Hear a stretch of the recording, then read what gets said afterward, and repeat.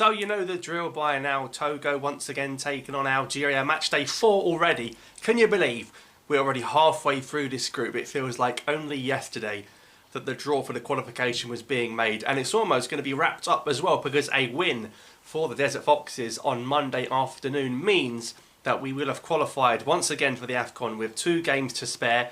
We did it last time under Belmadi. Remember, we won the group with 2 games to spare. Ended up being the top scorers, the most points in the qualifying and all that sort of stuff. Went to the tournament, lost to Mauritania. Are we going to have the same fate once again? Hopefully not. Listen, we've gone to the last 2 AFCONs and come out in the group phase. The odds on that happening 3 times in a row, surely got to be 0. So let's see how this goes, because of course you've got teams like Togo that need the points, and especially when they're playing at home, that's when they've got their best opportunity of picking up points in Group E. So we know last week that Equatorial Guinea beat Liberia 1-0 with a penalty from Salvador. So they're the only other team to have won a game in this group. So we're top on 9 out of 9. Equatorial Guinea on 4.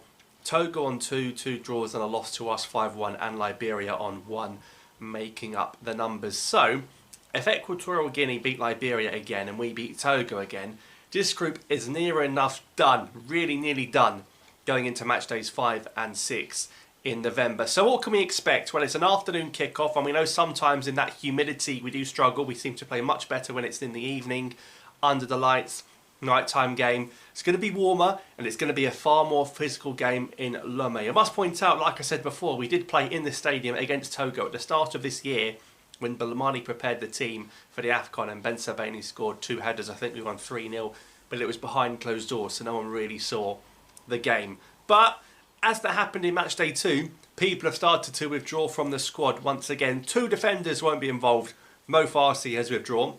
Apparently got injured in training. Probably Zaruki that did it. Also again. So no Farsi involved. He's flown all the way from Canada or wherever, or the USA, just to fly back again. And also there'll be no when Hadjem. He's also ruled out. Kind of explains why Hadjem didn't perform in the first game. He never even came on as a substitute, nor did he start. So no Hadjem, no Farsi, which means only one thing. Issa Mandi is going to be right back again, because you've got no Atal, you've got no Farsi, you've got no Van Den Kerkhoff or Gitoon, or whatever he's called this week. It's going to be Mandi at right back, unless he plays that Redouani guy, but it's a big ask to put him in for an international debut. So I think, once again, Guendouzi in goal, once again Mandi at right back, Ben Sabani and Tugai. Unfortunately, we're going to see Tugai and Ait-Nouri left back. Other than that, defensively, very weak. He could play Tuba at right back if you want to try something odd. He could play Tuba at left back. He's all sorts of things he could do. Tuba as a backup left back you might see in the second half. I'd be surprised if he brought Tuba back to not even kick the ball. So Ait-Nouri, Ben Sabani, Tugai and Mandi right back once again, with Guendouzi in goal, who unfortunately didn't get the clean sheet in the first game. Let's hope he gets the opportunity to get a clean sheet in this game. Zorgan can't start, no way. Boudaoui did very well when he came on, so I'd start Boudaoui with Zaruki. And in a physical game like this, Boudaoui would be good running up and down, winning the ball back, the Karen Kante. So Boudaoui, Zaruki and Houssam Aouar in front of them. And then the front 3, I think you drop Bunja, but he might play him because of that African experience. But Guiri and Amora, even off the bench, show they can score goals, and they are very much the future. So I'd play Amora on the left, Guiri up front, and then it's that right-hand side. It wouldn't surprise me if Mahrez played there again. But Benrahma played very well in the first game, scored 2 goals. So you could play Benrahma on that left, you could play Guiri up top, and Amora on the right. Now, Amora on the right is not the end of the world. He's quick, he's fast, he's pacey, he can cut in. But really, it might be Benzia. I wouldn't be surprised either if Benzia played on that right. But if the manager got some bottle, I think he'd drop Mahrez. But when you drop the captain in any form of football, it's very, very difficult to do. So we could see Mahrez dropped in this game. We could see Benzia take up that right. You could see Amora take up that right. Bouetnani or Hadj Moussa, it's very difficult to see them starting a game like this. But the pressure might be off because, look, we only need 1 more win to go to the tournament, and we've got Liberia at home to come. So even if he walked away out of Togo without the win, it's not the end of the world. But goodness me, Togo, disappointing. A 40-year-old midfielder, Romeo, playing in defence. Denki did nothing. Bibu from Hoffenheim didn't even be in the squad.